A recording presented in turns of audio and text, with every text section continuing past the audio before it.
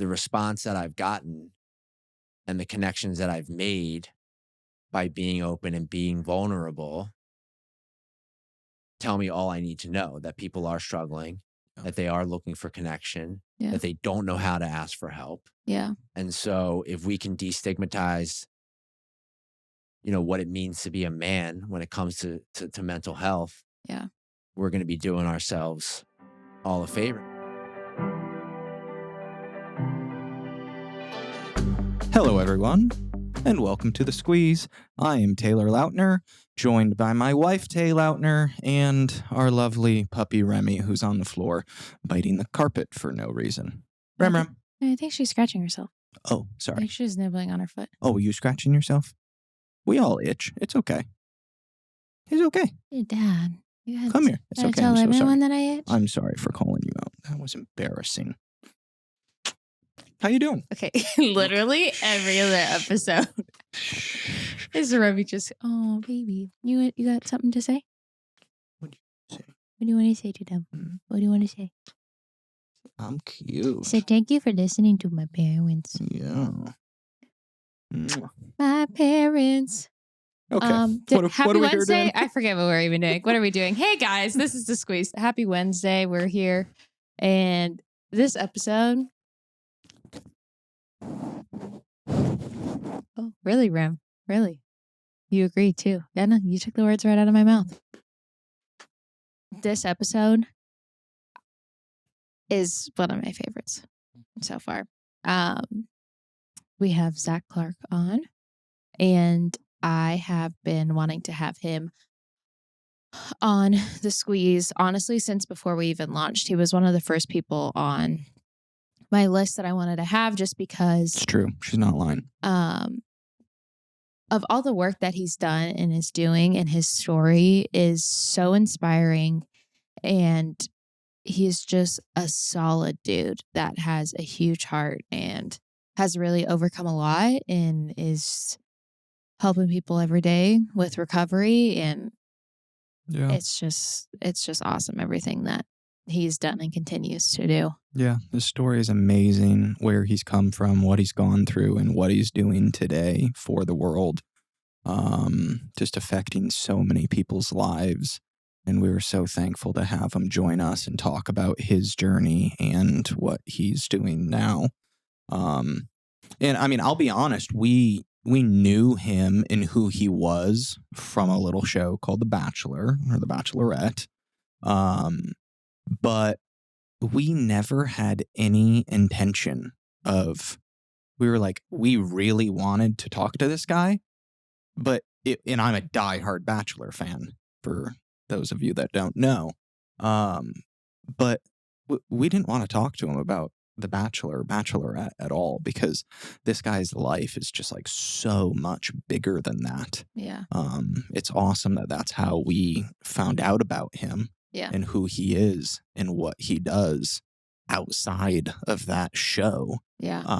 But I mean, that show does not define him in any way. Yeah. And he's just so much bigger than that. And it was just so thankful to talk and have him here in our house and get to know him a little bit. And he truly is, like Tay said, a stand-up guy, and learned a lot from him. And you should definitely check out Release Recovery. Yeah, if you yourself or somebody you know or love, is battling addiction in any way, I would definitely recommend checking out Release Recovery and everything Zac is doing.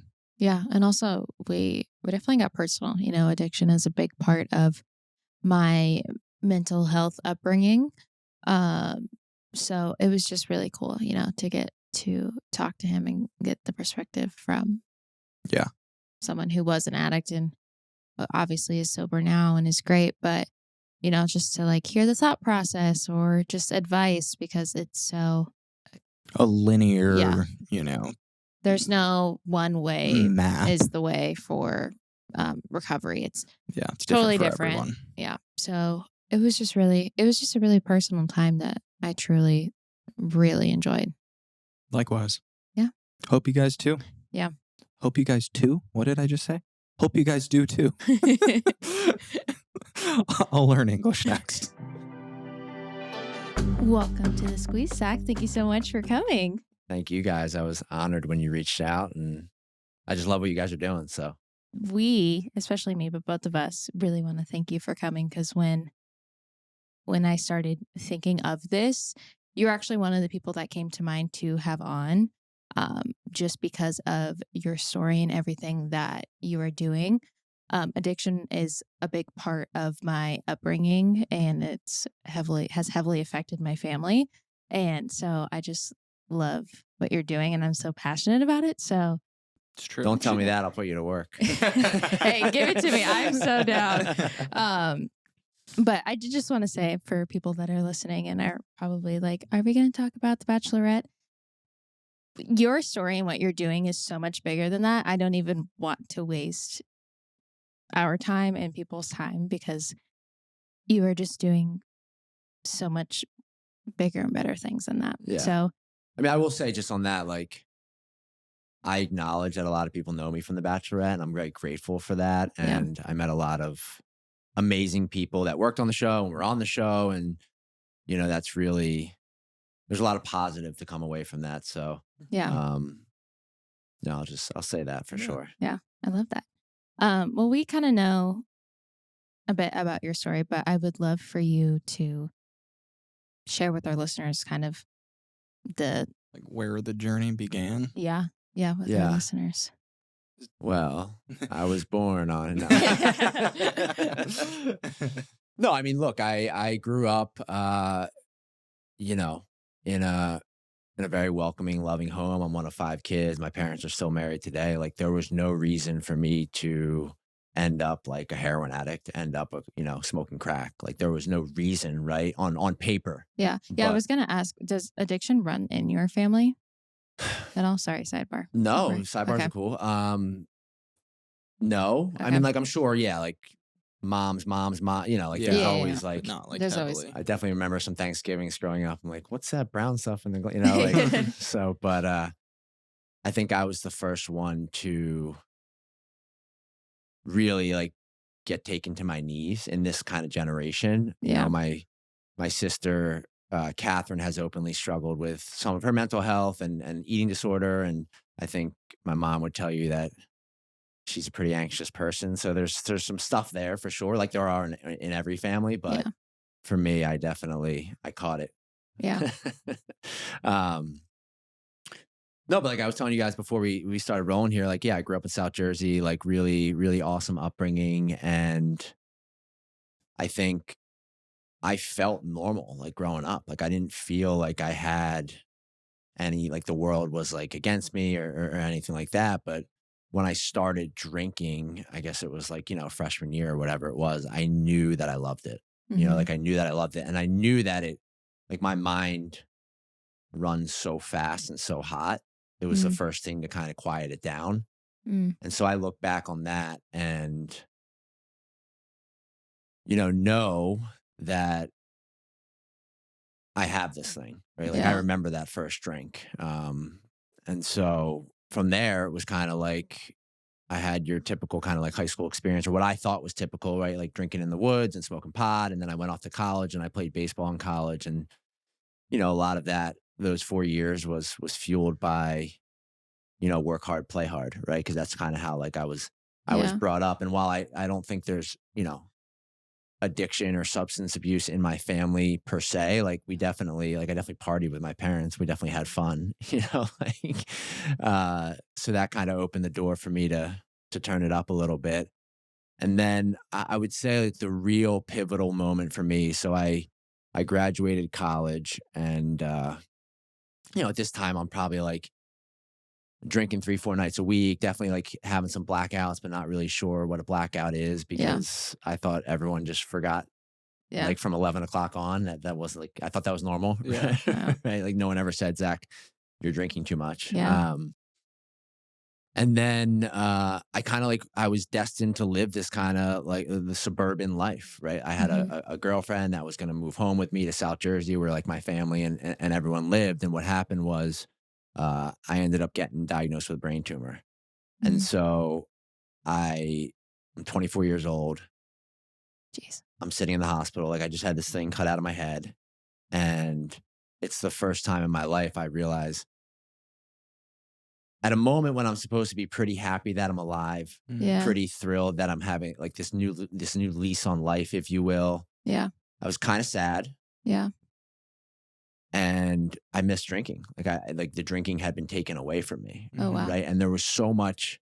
I don't know if you guys have ever spent time in the hospital, but I'm in there for 20 days or whatever it is. And there's family, there's friends, they're bringing me soft pretzels. We're watching the Phillies games. Like we're just kicking it, Yeah. and everyone's telling me how much of a hero I am. And it didn't hit. Like it wasn't hitting. Like I was dead on the inside.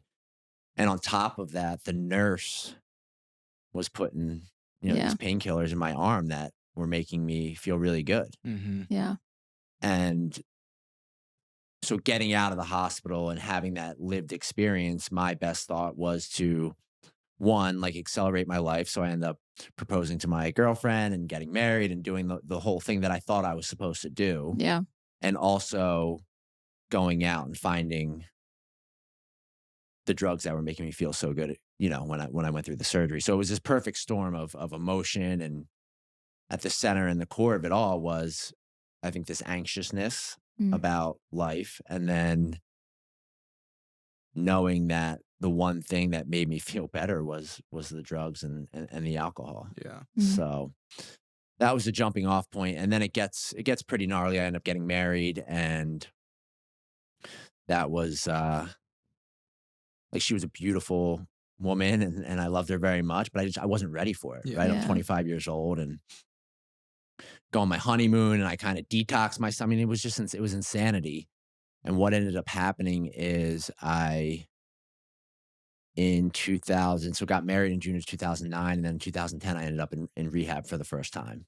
Okay. My mom and wife at the time kind of said, Zach, like the party's over. Yeah. Like this is too much. This has gone too far. Mhm. And I went 30 days, thought I was cured, and was high within 5 days of getting out of there. Oh, wow. Wow. And to your point, and I don't know much about your story, but I thank God every day for my ex-wife, because she was a loving family member and my parents stayed by me, and the people that really meant the most to me hung in there with me. And Yeah. the best way that my wife knew to hang in there with me was to say, I can't support this anymore. So she set a boundary and she left, Yeah. which was really hard. And then that kind of set me out on this run for the next 8 months that ended, in the streets, shooting heroin, smoking crack, just really behaving like an asshole. And I think about that a lot in my work today and in my life today, because so much of when I was bringing up and what I thought, drug addiction looked like was not what I was living. Mm-hmm. Yeah. There was this stigma around it. And here I am, like this, middle upper class, like white kid from South Jersey Yeah. on the streets hustling. And so it was crazy. Yeah. And thankfully, at the end of that run, I ended up in rehab again for the second time, and I stayed for 4.5 months. And from there, I decided to move to New York City, and I haven't looked back. So that was 11.5 years ago, and Wow. it was a wild run. I learned so much, and I still, to this day, people say, what's your greatest asset? I said, my experience, like being out there and the survival. Yeah. Like each day was just such a grind. Yeah. So crazy though. That second Yeah. rehab place you went to that you were there for 4.5 months, is that the place that you now today are on the board of? Yes. Okay. Yeah. So that's I Caron. love that. Yeah, Caron Treatment Centers in Pennsylvania. It's crazy. The miracle of recovery never gets old. Yeah. Whether it's substance use or mental health or whatever it is, the miracles never get old. So this past weekend, I was actually in Florida with my family, and we've been able to do some pretty cool philanthropic work for Caron, and so they named their new dining hall in the center down there, the Clark family dining room. Nice. Stop. So Oh we're my sitting gosh. I know, like, so we're sitting there at this thing, and we're Wow. thinking about 11.5 years ago when I was completely out of my mind. Yeah. And here I am, like, on the board. Yeah. It's just, and it's just a testament to hard work, Yeah. Yeah. never giving up. And I'm grateful. And then it took a lot of people, Yeah. but pretty incredible. Yeah.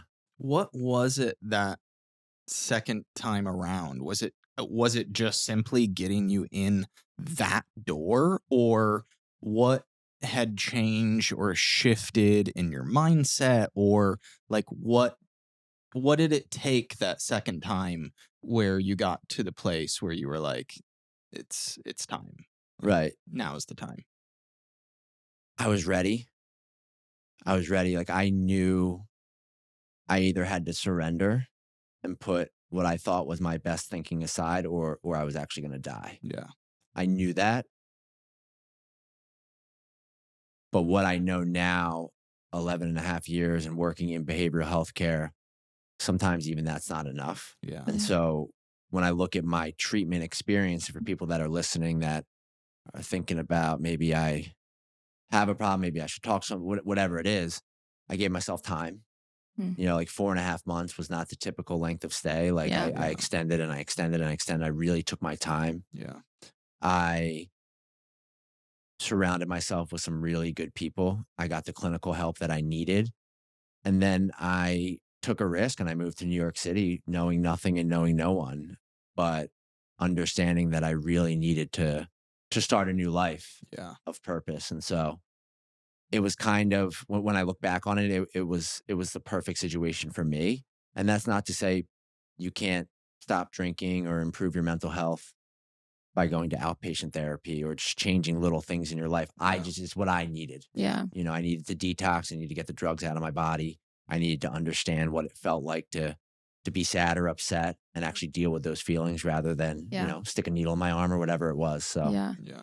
Yeah. I think that's something that's so like wild about recovery is, I mean, very similarly to mental health, there isn't like this is what you do, Yeah. like it can vary It's so different much. Like for we everyone. know some people that literally just like quit drinking, smoking, everything cold Yeah. turkey. Just one day was like, I'm done, never drank again, never smoked again. We're like, you didn't get help or do anything? They're like, no. And then there's also the other end of people that have been in and out, in and out. Yeah. So it's just wild that there's. Yeah. so you guys have some people in your life that are in recovery and you're like familiar, like you get it a little bit. I think we know both, but yeah, I mean, we know people that have been in and out Yeah. and, relapsed and eventually conquered it or whatever. Yeah. And we also know people who like had severe problems, but one day was like, I'm done. I'm just going to be done. And like, they didn't go anywhere, see anyone. They just said, today is the day. And they just quit. Wow. I'm like, oh, that seems, that's kudos. Yeah. That's, I think one of the largest impacts for me is, and he's a very like large part of my like mental health story and why I am so passionate about mental health is, my cousin, Chris, I'm an only child. So he was kind of like a sibling to me. He's my closest cousin. My cousins are like 10 years apart on both sides of me. So he was like the closest one, older. So your brother, Chris. Yeah. Very, very close with him growing up. I was probably would say like, young, right? I was very young. Yeah. I mean, yeah, he definitely started using drugs. I had no clue, obviously. I was so young, but I'd say I was probably 8 or 9 when he had overdosed from heroin, and his friends had thrown water on him because they thought he passed out, but it ended up going into his lungs. Oh no. And so then he was in ICU for a few weeks. And for some reason, my parents took me as an 8-year-old to go see my cousin with all the tubes, all the things, which is funny because I ended up being a nurse and just seeing that on a regular basis. But I went and saw him, and he couldn't speak because he was intubated, but he was kind of awake. And we had gone in there, and my aunt was like, Chris, like your aunt and uncle and cousin are here. And he had signed my name to me Oh, and was just laying in there and just signed it. And later on, when I graduated high school, actually, I actually think he was in jail later on down the line. He had gotten arrested and was in jail. He wrote me a letter talking about that moment. And he said that he felt so ashamed and so sorry that I had to see him like that. Um, and when I left the hospital, so that's what he was thinking. I had no clue. I was just like, why is he like this? How did he get here? And then my mom kind of explained to me, as you can to an 8-year-old, what happened. Um, and I was just kind of like, well, why did he do that? Like, why didn't he stop? Like, why did it get there? Like trying to understand what addiction is as an 8-year-old. But on our drive home, my throat was like hurting so bad. And it was like, I felt like I was having sympathy pains because he had the tube down his throat. And mhm. it was like the first time I think I ever like felt sadness, like real sadness. And I feel like that slightly scarred me, and I've never done drugs, I think, because of his experience, but he's been in and out of uh, everything. Transitional homes. He went away to this rehab ranch that was great, and it's been a very big roller coaster So interesting for because him. I'm sorry to hear that. You should be proud of yourself for hanging in there with him. That's Mhm. cool. But it's so interesting because that feeling that he wrote to you in that note, like the guilt and the shame, I mean, that keeps people sick, Yeah. whether it's, struggling with mental health and not wanting to reach out because you don't Yeah. want to be a burden on someone Yeah. else, right? Like that's the pain in the ass about all this Yeah. is that when we're in our darkest moments, the last thing I want to do is reach out to someone and tell them I'm struggling because Yeah. then I feel like I'm burdening them. Yeah. And that's why when I talk to families about substance abuse, like you got to keep showing up and you got to keep reinforcing that you love them because inherently we're going to feel a lot of guilt and shame about the way that we Yeah. behaved. And it's hard to break through that Yeah.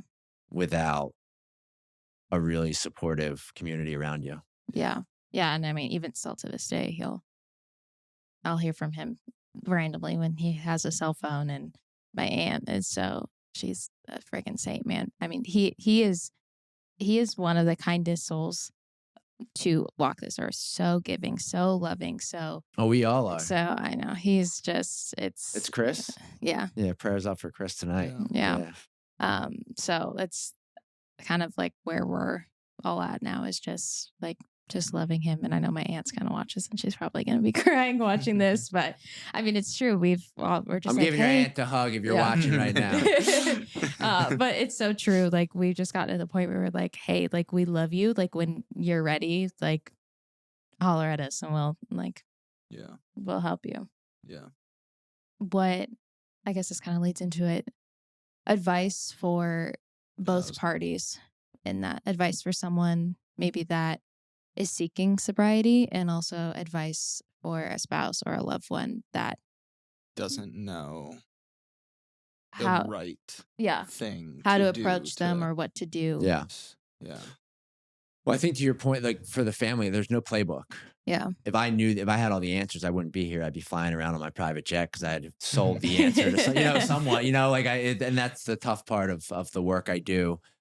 For me, whenever I talk to someone who's struggling with substance abuse, I try to hear them. Yeah. I really try to listen and understand why they're behaving the way that they're behaving, and then explain to them that there's an easier way to live. And a lot of my work is about sharing my own personal experience, right? Yeah. And being that light for them when they need it. Ultimately, they're going to have to surrender and be willing to really look at themselves and have a desire to make change. Yeah. And so for that person, I would just say hang in there, go easy on yourself, but also understand that help is available. And Yeah.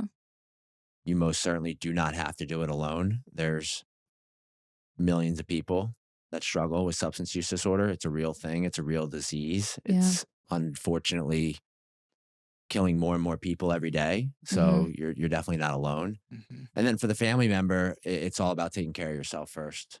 You know, Mm. you're going to be of no use to your loved one if you're Yeah. not taking care of yourself. It's really interesting. The first time I was in treatment, they did this exercise where I was the patient and they basically asked me to write all my symptoms on the whiteboard or the chalkboard or whatever. So I Yeah. was like sleepless nights, anxious, stomach problems, you know, over drink, all the things that I was experiencing in my active addiction. And Yeah. then I left the room, they flipped it over and they asked my parents and wife to do the same thing.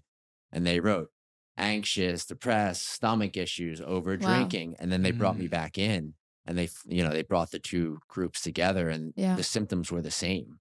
So Yeah. when one person is struggling in the family or in the system, the entire family gets sick. And that's why it's so important when I work with families to say, you know, are you doing your own therapy? Are you taking care of yourself? Yeah. Do Yeah. you know what a boundary is? And do you know how to set a boundary? A Yeah. boundary is not don't drink or I can't talk to you. It's, hey, I just want to let you know for me, this is not healthy. So I can't continue to Mm. XYZ, you know, Yeah. Yeah. support your drinking or support your drug use. Yeah. Um, because the old like in your face confrontation stuff, I don't really think works. Yeah. Yeah. But we've talked about this with, I can't even think of it off the top of my head, but like several different scenarios over the years. The like that finding that balance of the boundaries and like, you know, like when do you decide it's time to like cut it off until like you see some sort of movement. But of course that's the hardest thing in the world to do if you love somebody and care about them, but sometimes is that the best thing to do? Like, you Right. know, we've like had that discussion before with circumstances, and I know, you know, people that we know have, you know, struggle with that same thing. It's like, And I think there's a way to do both. You can Yeah. love someone, but also set boundaries that are going to protect you, Yeah. right? Like, and do it in a healthy way so that they still feel the love. I can guarantee you that if you're telling someone who's in active addiction or struggling with their mental health, they hear you. They might not display that back to you in their actions. They might yell at you and scream at you and blame you for whatever it is, but that's yeah, just, you know, their shit coming out sideways. yeah, Yeah. And so I think a lot of it is really an education, like understanding what Mhm. a boundary really is Yeah. and being able to do that for yourself and not to save the other person. mm-hmm. Mm. I think that's like the hardest thing that's been like growing up and seeing my family, like knowing that it's nothing you can do and Yeah. that it's out of your control The is like helpless. one of the hardest things I feel like to grasp. I mean, even like addiction aside, even mental health, you know, like when one of us, like when I went through like a really bad depression when I worked as a COVID nurse, got really bad PTSD depression from it, ended up leaving. And when I kind of started my like healing journey that I will forever be on now, um, Taylor, he come to me and be like, "Are you okay?" I'm like, "Yeah, I'm fine." He's like, "But like, are you mad at me? Like, did I do something?" I'm like, "No, I don't feel like I, at the time I didn't know I was depressed, but I was." And we've talked about all the time how it could be so hard, even just as a spouse, if your spouse is dealing with their mental health, like knowing that there's nothing like I can do to make Taylor feel better or vice versa can be so challenging Yeah. and so hard. That took a while for me to grasp. I don't even know if I've still completely grasped it. So, I mean, sometimes when she's sad or whatever, I just want to like shake the happy into her. Like, Yeah. But then it starts to affect you, right? That's all Yeah. about attachment, Yeah. right? And it's one of the hardest things we as humans learn how to do because if you see someone you love struggling, Yeah. all you want to do is make them smile and help them. And sometimes the best thing to do is to give them the space to kind of to feel crappy yeah. Yeah. and just let them know like I understand you're having a hard time. I want you to know that I love you and I'm here for you, Yeah. but I'm going to step back and if you do need me, Yeah. I'm here. But Yeah. I'm going to give you your space right now. Yeah. Yeah. Because sometimes when we're anxious, depressed, feeling like crap, we actually don't. We want to wallow in it. We want to sit in it. We want to feel it. And that's Yeah, okay for too. sure. You know? Yeah. Yeah. It's important to feel those Yeah. things too. Did you You have guys are the something? best. Look at you two. Doing the work. Love it. Oh my gosh. Okay, I want to touch on um, men's Yo, mental health. kudos to you guys for doing this. I'm like, this is crazy. Like a couple sitting here, like being so open. I mean, like you don't see this shit today, so it's good. You're gonna help a lot of people. Thank We you. love That's the goal. Goal is to help for sure. You know what? If it's one person, That's it was exactly worth what it. that's Yeah. exactly what I say. If it's Yeah. one person, then we did our job. Yeah. Men's mental health. Men's mental health is very important to me.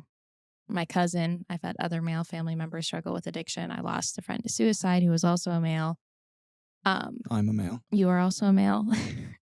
Mental health is, I almost feel like more so impacted men in my life more than women, which I feel like a lot of people. I mean, according to statistics, that would make sense, right?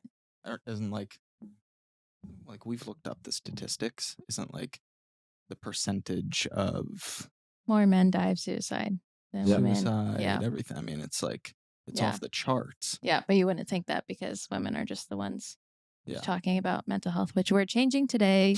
But I know you have a similar view of that. What advice or what has helped you kind of like just be more comfortable with Yeah. like being vulnerable or being open? So one of the things that I learned in my recovery journey is I can't afford to be anything other than honest. And there's only one story for me, and that's the truth. Yeah. Yeah.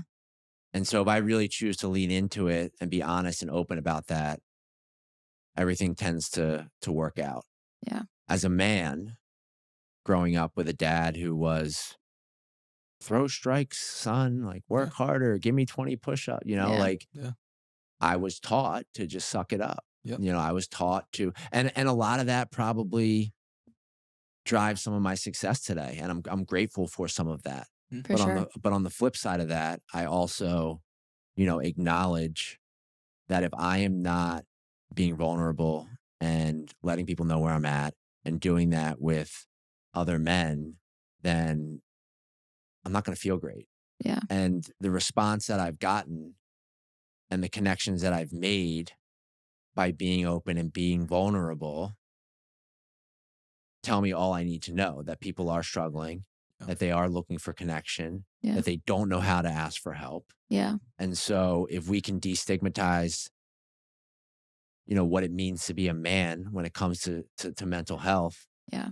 we're going to be doing ourselves all a favor. I mean, I can say this, like I was in a little bit of a jackpot the last couple months, and last week that I was talking to you guys about the trip to Florida, and I decided to like delete the social media for a week and kind of tell the office that I was going to take a break because I needed that reset. Yeah. And that's something that I would have been really embarrassed to share to a buddy, let alone on a podcast with both of you. But men have struggles just like women too. Yeah. You talk about, I mean, just even something like erectile dysfunction or like there's like the gross shit that no one wants to talk about. Yeah. Like if we're not having those conversations, then Yeah. we're never going to heal. Yeah. And it's like, so I don't know if I answered your question, but it's so important. And I've found the more that I talk about it, the more men begin to come forward. I know that for me, like my audience by nature of being on The Bachelorette is largely women. Yeah. Mhm. But what happens is women will reach out and say, would you talk to my, Yeah. Yeah, it makes sense. Yeah. and so if that's a gateway to helping some guys, then I'm down for that too. Yeah. Yeah. And it doesn't mean I'm not tough. It doesn't mean that I'm not going to like Yeah. fight or have grit or hustle or like all the things that define like being a man in our country. But Yeah. at the same time, like the real hard thing to do is to ask for help. Yeah. Yeah. Exactly. I always say, if anything, like men like being vulnerable and like sharing what they're feeling or their thoughts and whatever it may be is more manly than like putting it down. Like I feel like Yeah. suppressing it and not addressing it is, oh, that kind of rhymed, is more like childish, and like a real like adult man. I feel like that is like where we're For sure. where we're headed, which is nice. I mean, that's true strength. I mean, feel I got like, obviously I was doing a little bit of my like research on, and I saw, some of your stuff, Taylor, around the body dysmorphia stuff. And I was like, that's badass that he Yeah. opened his mouth and shared some of that stuff. And I'm sure you've had people, you know, inspired by that. You inspired me. So you talk about helping one person, you help me. And like, I struggle with that shit. Like, Yeah. I look in the mirror sometimes like, what am I even doing? I've worked out every day for the last 10 years and I still look like this, like whatever the mind is telling me. Yeah.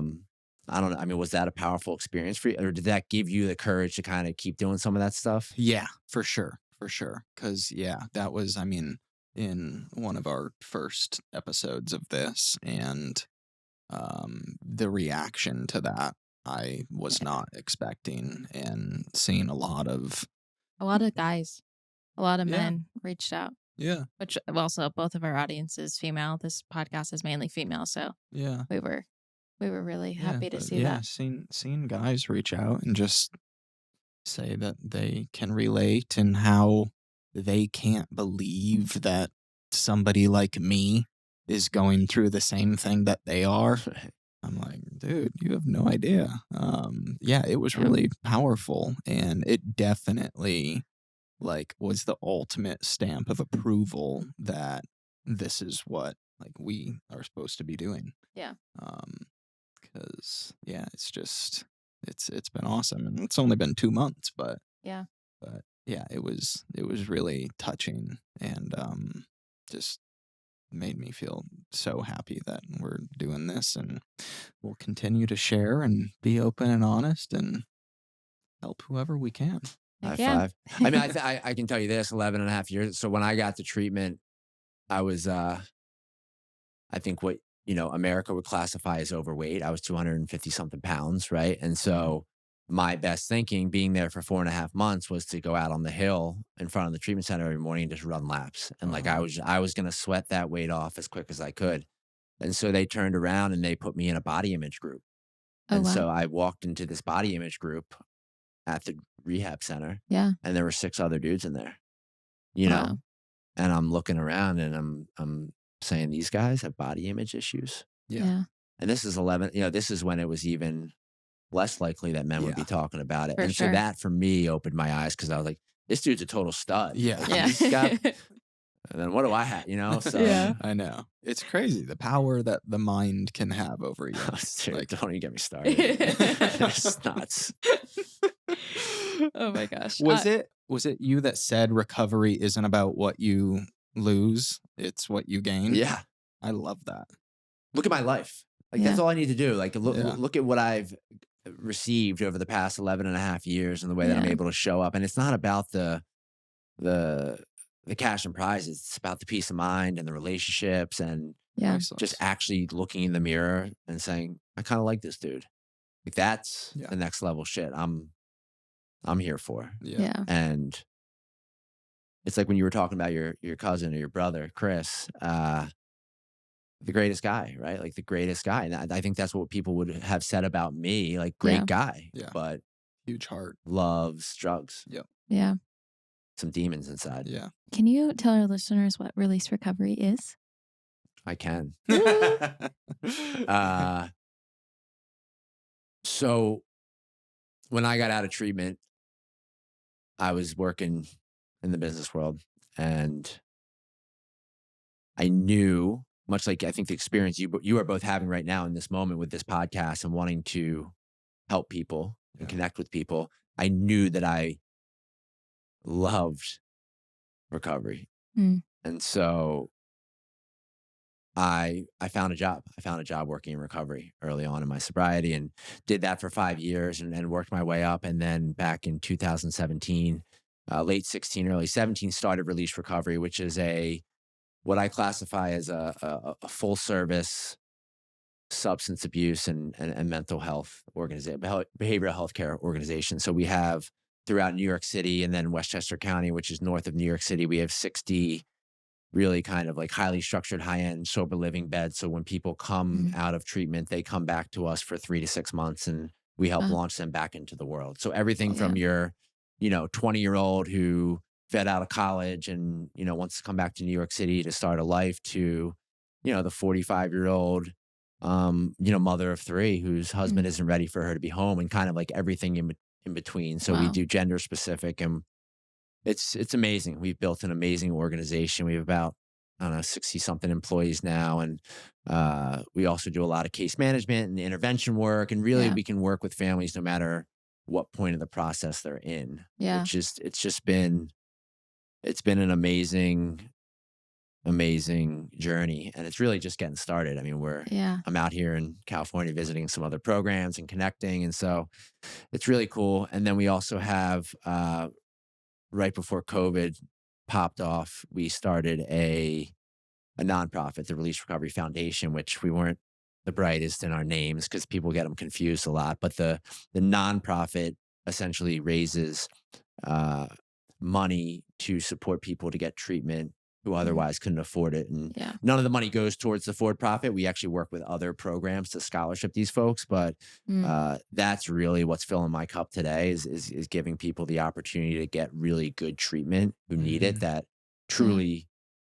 couldn't afford it. Yeah. And so we're super pumped. I mean, there's a lot going on. It's a lot. And that's why it's important for me to continue to take care of myself because Yeah. if I get lost in my work and the helpers aren't getting help, then Yeah. it all goes to shit. So Yeah. Wow. That's awesome. yeah, it's been cool. Yeah. And I love business and I love people and I love helping people. So it all like for me, it all Yeah. works. It's the dream job. Yeah. Companies like Release Recovery, I feel like are so important because so many times people will like come out of rehab or it's just like, there's not much help after. I feel like it's hard to Like you go away, Yeah. you're like in this intense thing for 30 days or however long. Yeah. And then all of a sudden you're thrown right back into the environment that you were in before. Yeah. And it's like, I just feel like it doesn't set you up right. Yeah. Well, I mean, I've seen success. Chris multiple times go into rehab, come out, and then he literally like will go live with the same roommates that are still using. Like, Right. and so that's why going to places like Release Recovery are so helpful for people that are, in situations like Chris and like that. Well, and like you guys with the inspiration for this podcast, like for me, that was the inspiration. I knew when I left treatment, when I left Caron and I moved to New York City, I moved into to like really a sober living home. And I like that first 24 to 72 hours of like landing in this new place and having people around me and being able to connect and just even having a dog come up and say hi and having someone say, "Hey man, nice to meet you." So much of mental health and substance, it's all about isolation. I mean, left to my own devices, I want to sit in my hotel room, text you guys. I don't want to come to this podcast. I gotta like whatever it is. Like I just want to isolate. Yeah. So it's so important to be around community. And then that's what I do today is I try to mirror a life to these people who are new that is possible to them if they just kind of put in a little bit of the work. Yeah. How cool. I knew you were going to love this one. Oh, yes, I know. I wrote that a lot. Oh, we're going to connect. I mean, like, yes, very much so. I have, I have Lemons by Tay, which is like my. I saw. You have a nonprofit. We're gonna. Yes, you did a sound bath. Look, I prepared. Come on. Have you done a sound bath before? I don't think I've done a sound. I've done. I think everything besides the sound bath. I highly recommend. Taylor actually recommends it. It was his first time. Yeah, he does not sit still at all. Like I didn't think he was gonna like it, but he came to support his wife. Yeah, I did breath work a couple, like the real like intensive breath work, and I was like, I was in another planet. I mean, that stuff works. Yeah, really. I haven't done that. Yeah, he's learning. But the sound bath was great. He did. It ended in a way. I mean, you just lay there, but he like got up and he was like, "Well, I really like that." I was like, "Oh, you did?" That's so funny. So we have last thing kind of before we head into our little like Lemon 11 segment. I think because I don't even know if you know this, but I would love for you to explain about Narcan, what it is and why it's Narcan, huh? So yeah, I'm on a big Narcan push these days. So what's happened in the last more than a couple years, but so the drug fentanyl has worked its way into our society. Yeah. And fentanyl is a synthetic opiate. So you think about like heroin or Oxycontin or what, like it's a man-made opiate that's 50 times stronger than anything you guys have ever really heard Yeah. about. Or so it's lethal. Yeah. That's what's killing a lot of Yes. people, right? Yeah. And what's happening and separate and aside from substance use is young people are going to college for the first time or they're in high school and they're trying cocaine or whatever it is, and it's laced. It's actually being laced with fentanyl because the drug dealers want to get the user hooked. Mm. And so the person doing that drug for the first time has no tolerance. They end up overdosing. There was no intention to do fentanyl, but they do. And they end up dying because there's no Narcan in the house. So Narcan is an overdose reversal drug that's super easy to use. Everyone can get trained on it. It looks like I have some in my backpack. Carry it everywhere because my biggest fear is not having it, being around someone who overdoses. But anyone can get trained on it. It's super easy to use. There's some rumors that it's going to be available kind of over the counter soon. So Oh, wow. it's a life-saving drug. Yeah. And as we saw, 100,000 plus people die, drug-related overdose deaths last year in our country. I think about 80,000 of those were contributed to fentanyl. Yeah. So it's vital. It's necessary. It's needed. It's super easy. I mean, you Google it. There's local organizations that do trainings. We do trainings out in New York. So it is, and a lot of people don't know about it. I was just talking to someone last week and they said they lost one of their cousins who was 23 or 24, lost 2 friends in the course of a week. Wow. And they didn't even know what Narcan was. I hadn't heard of it.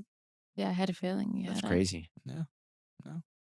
Yeah, I guess. I mean, I only know of it from nursing, but How do you give it to somebody? Is it a shot? No, it's like after, like yeah, it's a nasal spray. You just boom. I mean, there's a training, which is if you've done CPR training or anything else, there's steps, but really it's, are you okay? No, you're not okay. Get them on their side, blast it in their nose, call 911, do it again. wow. And then hopefully they come to, it reverses, it knocks the opioids off the brain and reverses the effects of an overdose. I mean, it's crazy that it even exists. Yeah.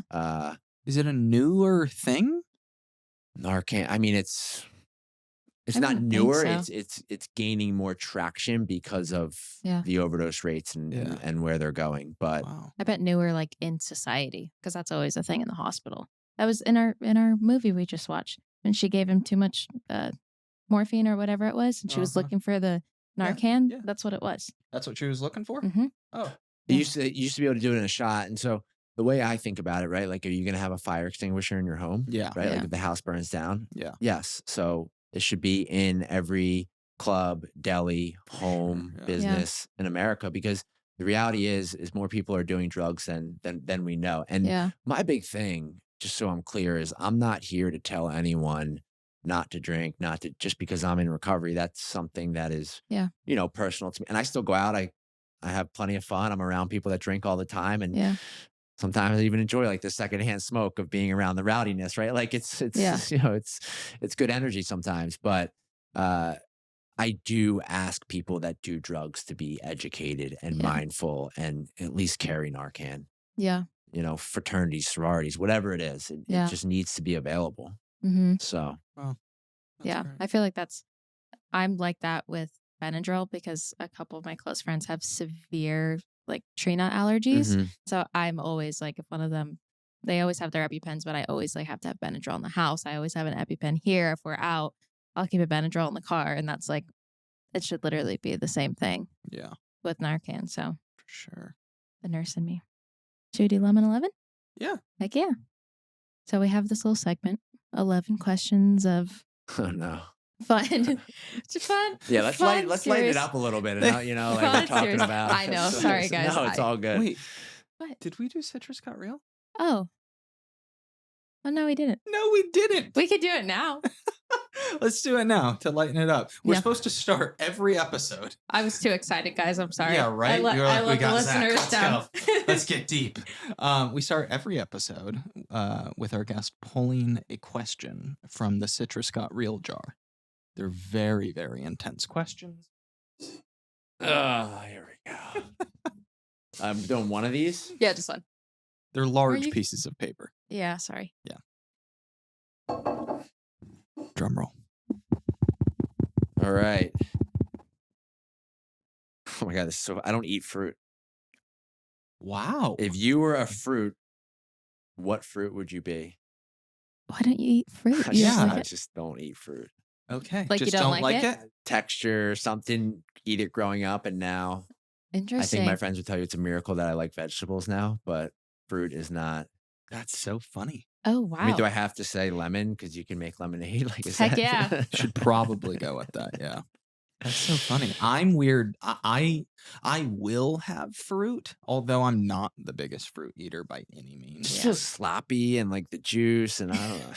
For me, give me a cheeseburger, which is also sloppy, but But I funny. won't I can't do fruit. I don't do fruity desserts, and I don't like fruit in like salads, like other things. Like I will have it alone, but in things I despise.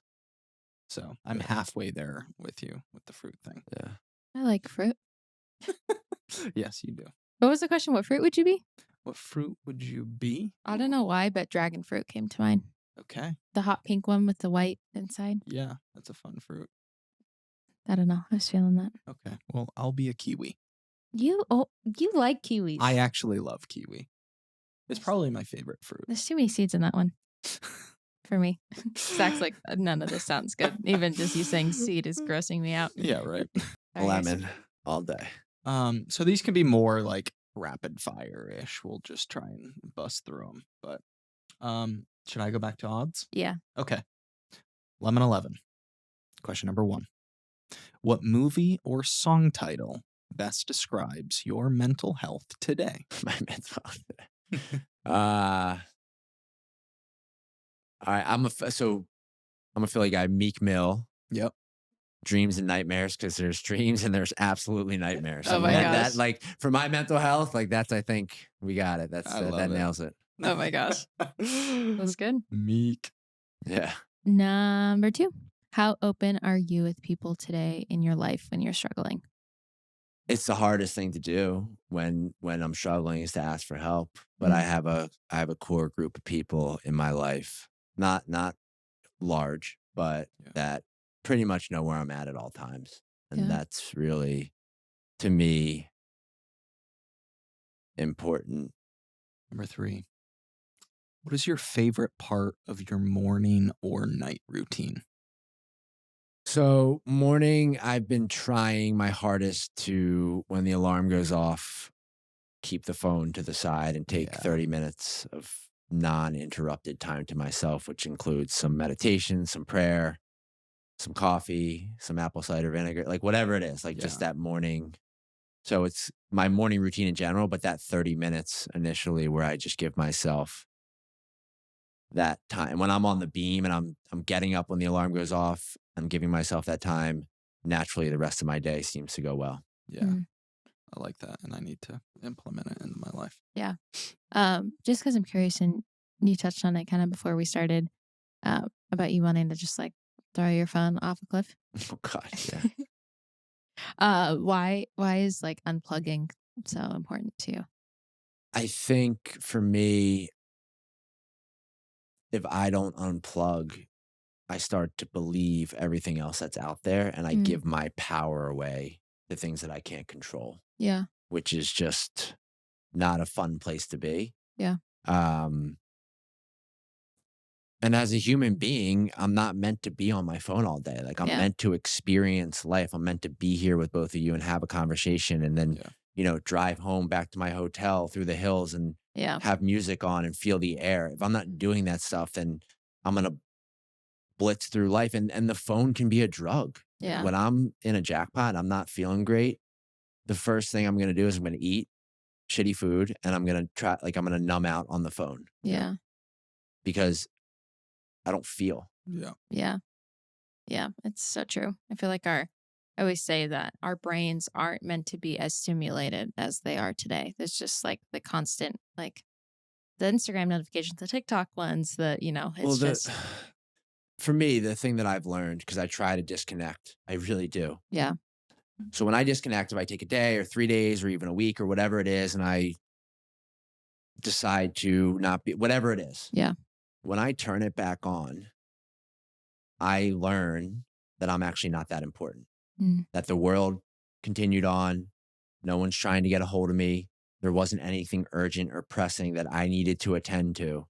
So detaching or not being on my phone and then coming back teaches me that I'm not in charge and I'm not that important and it's okay to just be, Mhm. Yeah. which is powerful if you think Yeah. about it. Yeah. For sure. I like that. Number 4 is, how has your career impacted your well-being? I think it goes both ways for Yeah. sure. I mean, for me, like being in the behavioral healthcare field, it's beautiful watching people like I said earlier, the miracles of recovery never get old. Watching people heal never gets old. It's inspiring. And I would also say that I work in an environment where there is a lot of people who are working on themselves. A lot of people that come to work with me have had their own struggles. It can be emotionally charged. And Yeah. on days when I don't feel great, it's really hard to find the energy and the courage to help others. Yeah. So it just is a reminder that whether I'm working in behavioral healthcare or, selling computers, I need to take care of myself first and foremost to be of use to anyone else in the world. Yeah. Yeah. Okay, number 5. What is the most misunderstood thing about you? Oh man, I should let my therapist answer this one. I feel misunderstood a lot. Mm. It's something that I, quite frankly, struggle with. Yeah. Mhm. As it pertains to this question, my life has changed over the past couple years for obvious reasons. Being on a TV show, business growing, XYZ. And so to the outside world Yeah.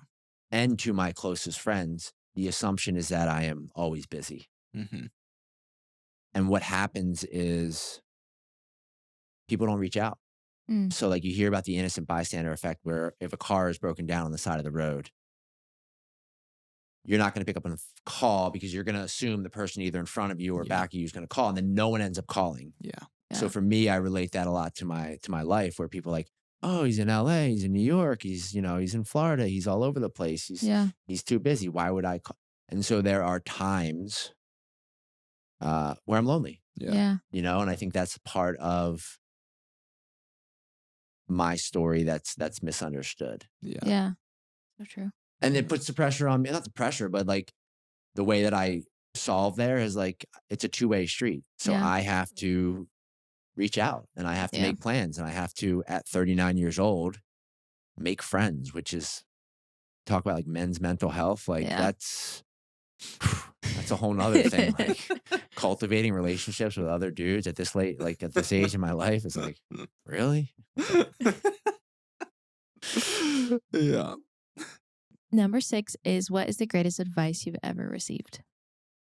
So it's twofold. The way I always answer this question would be, my dad taught me at an early age to take every meeting and give everyone a shot. Mm. And I've done a good job of doing that. Yeah. And that plays into something a little bit deeper that I heard recently when I actually took our leadership team down to onsite in Tennessee. They do like intensives. yes. Yeah, okay, we know onsite. We Yes. do. Big fan of onsite. And the lady running the workshop basically said something along the lines of, if you knew everyone's story, you wouldn't be mad, right? Like if you actually knew what was going on with each person when you interact with them, you wouldn't be mad. So really giving everyone a fair shake and a fair shot. Yeah. And so that's kind of the two-pronged. Yeah. Yeah. I love that. So thumbs up to onsite. Yes. Okay. I know. We have some friends that have gone. We want to go. Yeah. But Yeah. It seems great. yeah, we've heard great things from them. Yeah. All right. Number 7. What does wellness mean to you? Wellness. I mean, I put wellness and health really in the same category. And I always laugh because our country applauds physical health. Yeah. People that look good, that can take their shirt off. right? And there's work that goes into that. Yep. Eating well, hitting the gym, getting your steps in, getting a proper amount of sleep, hydrating, right? Physical health, physical wellness. Yeah.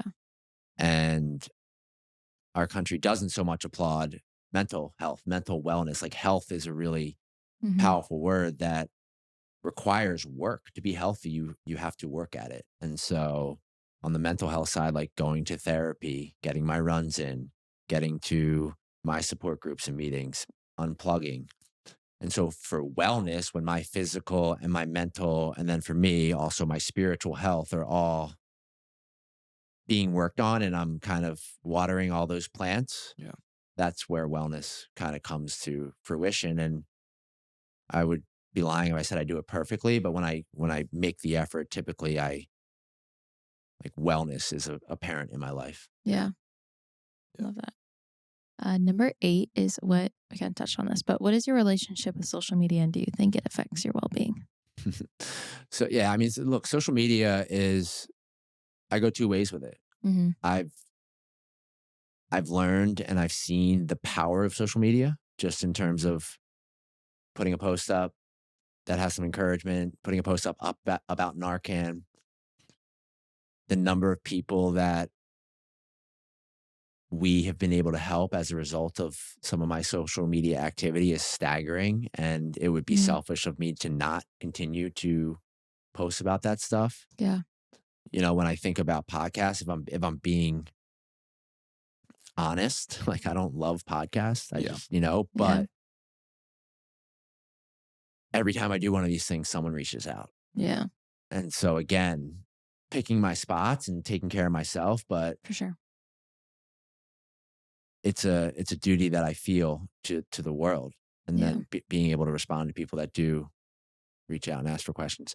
I would also say that social media is really like we all, as human beings, we all want hugs. We all want validation, Yeah. Yeah. right? And that's really what social media is. Yeah. So for me, if I can like someone's post or give them a comment or spread love, that's a nice thing to do. Yeah. Because that's all I want. I just want love. I just want validation. I just want people to say, good job. I can be honest about that. Yeah. Where I get twisted up is, you know, when I'm not in a good spot and I open social media and it's a Friday night and I'm feeling sorry for myself because it's 8 o'clock and I'm home eating pizza Yeah. Yeah. and I start looking at what everyone else is doing in the world. Yeah. That's where it can really go down a dark hole for me. Yeah. And I've been there and I'm not afraid to admit it. Yeah. So I go two ways with it. I think probably more good than bad, but it can be a slippery slope. For Yeah. sure. For sure. Can I just say 8 o'clock on a Friday night at home eating pizza sounds like the goal. Yeah. It really is. I mean, Yeah. we'll do it together. We'll Zoom and have a pie, Perfect. you Love know, it. like so we can connect and eat pizza. I love it. I love it. All right. Number 9. What is your favorite form of self-care? Running, without a doubt. Yeah. Mm. Like this morning, I knew I was going to see you guys. I knew I had some appointments. For me to be my best self, I needed to get out, put the music on, Yeah. 45 minutes running. I need some of that. I don't run. I We can't both run. do. You run though. Yeah. You can run. When you'll get in like little spurts of it. Yeah. I'm not a cardio person. I've never been a cardio person. I don't You like can. running. It's just like I anything know. else. You got to get past the first 10 minutes. I know. Yeah. Yeah. Yeah. One It's day. true. One day. You're pretty good at it though. You enjoy When you guys running. are ready for the marathon, let me know. Oh boy. I did what's like the smallest K that you can do? 5K? Yeah, maybe that when I was like a freshman in high school. Oh my gosh, I think I cried. It was the worst thing. My best friend who's a runner at the time, she was like, we're going to do this. I was like, I don't want to do it. And she was like, no, let's do it. Like, it'll be fun. And I did it. And she's a runner and I'm not. And she went up ahead and was running up this hill. And I'm like crying out of breath. Like, why did I do this? I can But- picture that. But you can picture that? Yeah. Yeah, I know. That's why we don't hike as much because you go ahead and then I'm stuck behind. I have asthma. So Convincing her to go on a hike or anything with me. I enjoy hiking, but he I have to like look at the ground when I'm walking, like when I'm hiking, because I feel like I'm gonna fall. And he's like, "Isn't it beautiful?" As he's like sprinting, and I'm like, I have to look at the ground. Like I can't. Like I'm a stroller. I'm a taker inner of nature. Anyways, number 10. Who has had the most positive impact on your mental health? Oof. It might sound crazy, but like I want to say myself. Like I Hmm. think like there's a lot of resources and tools available, but if I'm not willing to change and put in the work, then it's like, geez, nothing changes if nothing changes. So it might be a selfish answer because a lot of people have helped me and I'm grateful for that. But at the end of the day, like I got to live with me. Yeah, Yeah. I love that answer. No one I said that know. yet, but No, that's I don't think it's selfish.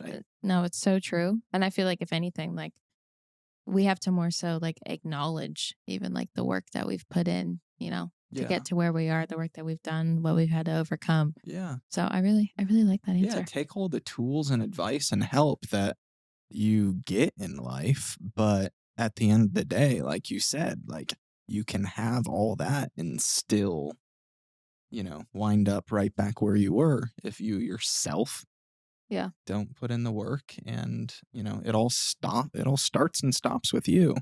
Yeah. So, wow. I really like that answer. Yeah. Yeah, that one got me a little choked. Like I felt like, All right. Last question. If you could go back to one moment in your life, what moment would that be? And what would you say to yourself? I think it would just be to tell like the little Zach that like you're enough. Mm, You I know, love like that saying. that's, and I, Yeah. if you want me to pick a date in 1998, I can, but Yeah. Yeah. Yeah. Love that phrase. That's like the phrase "you are enough" has always been like has been an impactful phrase for me. And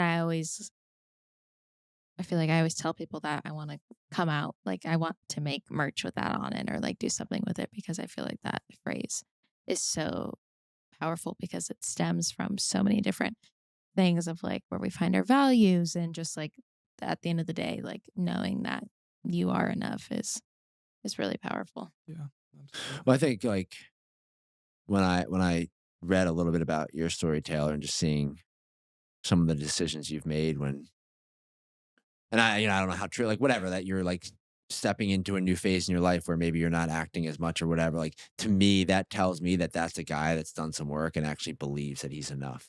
That Mm, like this stuff out here doesn't actually define me. Yeah. And that's something I work towards. And some days it feels like I am, and some days it feels like Yeah.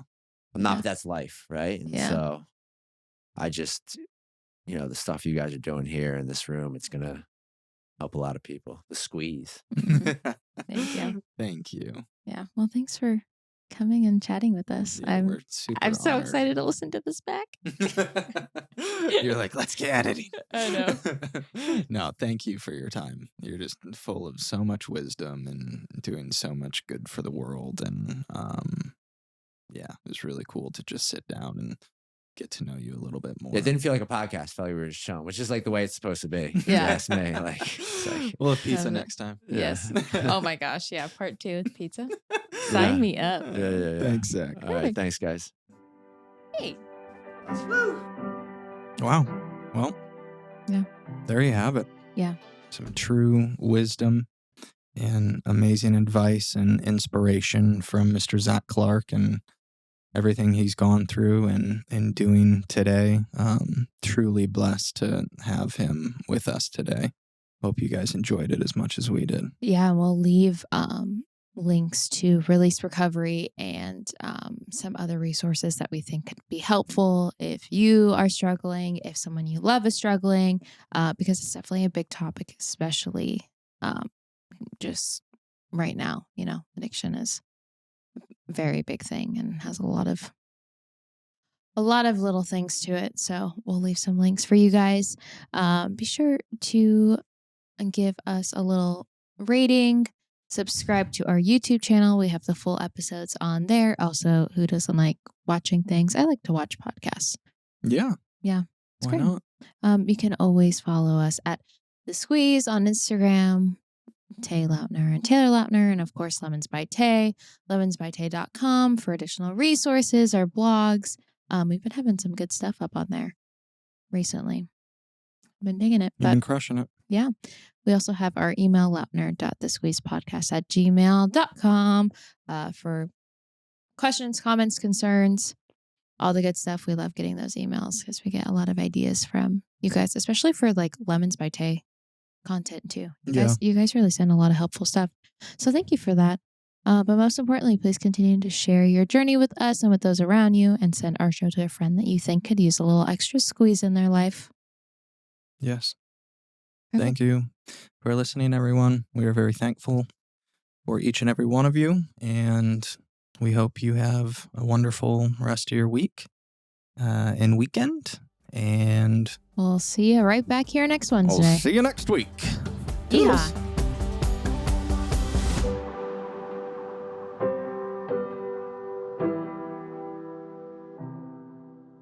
This podcast has been brought to you by Podcast Nation.